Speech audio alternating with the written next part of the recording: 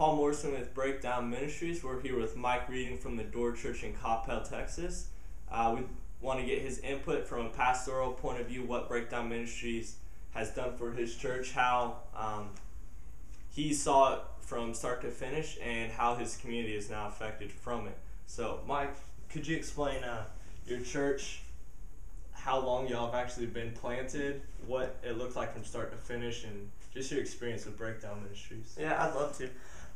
We started January 1st, beginning of the new year, on Saturday, and the Lord just blessed us with great people, great vision, great leaders, and it's an amazing thing.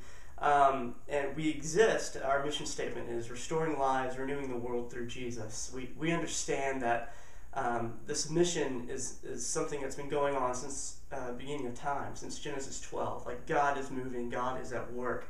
God is at work in my neighborhood, God is at work in my city. And so we seek just to join God in what He's already up to.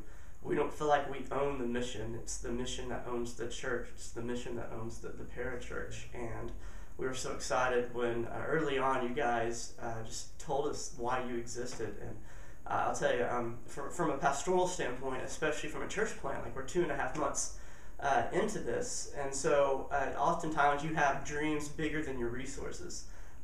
We lacked the money and the manpower to do a lot of great things, although we dreamed big. And coming across you guys who exist to introduce the church to the city again, an art that we've lost over the years, it was just such a great blessing. And you just heard about our vision and what we wanted to do, and you said, hey, we can be the muscle to make that dream a reality. And so how this whole thing birthed is that I lived on the street for 1.5 years, and I didn't know anybody. The fact that I was a Christian meant nothing to my street, and I reached a point in my life where I said that's not good enough anymore.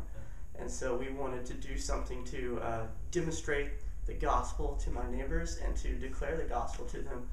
And we came across you guys and said, hey, we'd like to do some sort of service project, and you'd be able to speak into that vision from experience of things that you could provide from a service standpoint, and some successes you've seen from a block party standpoint. And so you helped us just first of all know what to do from the beginning with creating flyers, knocking on doors, finding out the need, so that we could give that information to you, and you could realize, okay, we need this number of volunteers, this number of resources, blah, blah, blah, blah.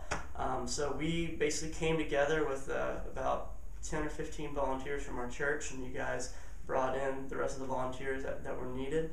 And on the day of, this is probably like the smoothest thing I've ever been involved in, having planned a lot of things in the past for outreach and things for churches. I just said, hey, here's our goals, here's what we want to accomplish. You guys took it and you ran. You got city permits to block off the street that kind of provided the safety for kids and gave a little more validity to the neighborhood of what was going on. You came in with grills, tables, chairs, tools, people, music. It was beautiful.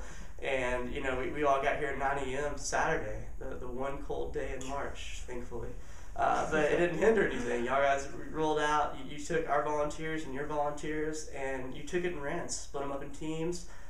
Served about a third of the neighborhood with raking leaves, cutting limbs, the whole 9 yards. And then about 10:30, 11 o'clock, we had planned to do a block party. And so all of our church people came back.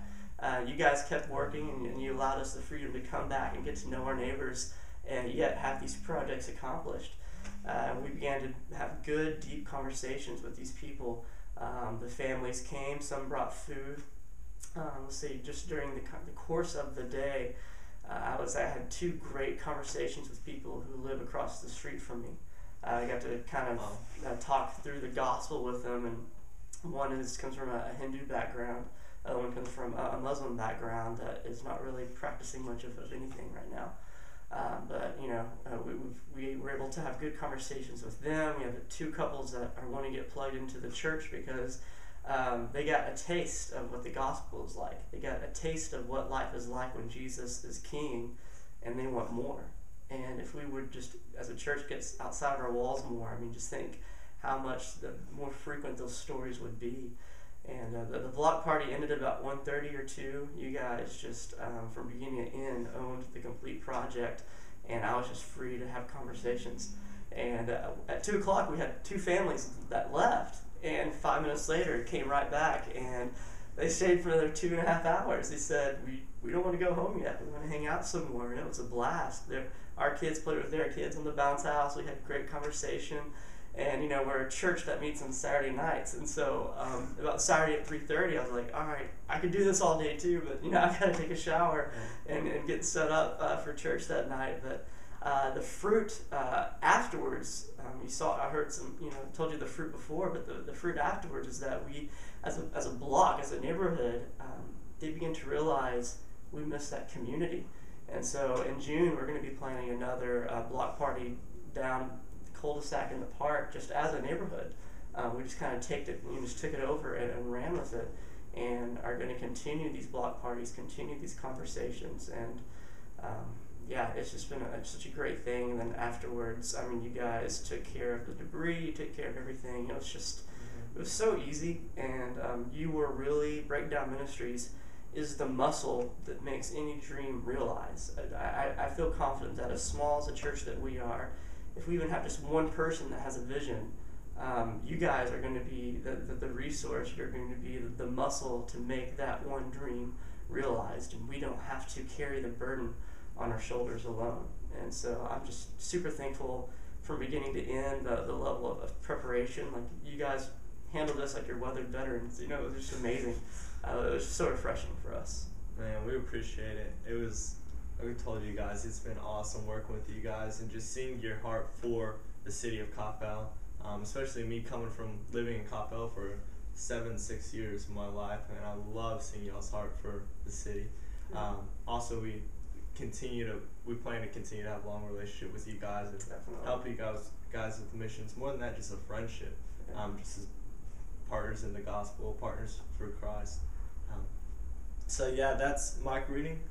We just want to update our supporters, update our volunteers, and just do a mission recap for any future pastors, future church missions directors that we work with. Thank you, Mike. Thank you, guys. Appreciate it. Thank you, guys.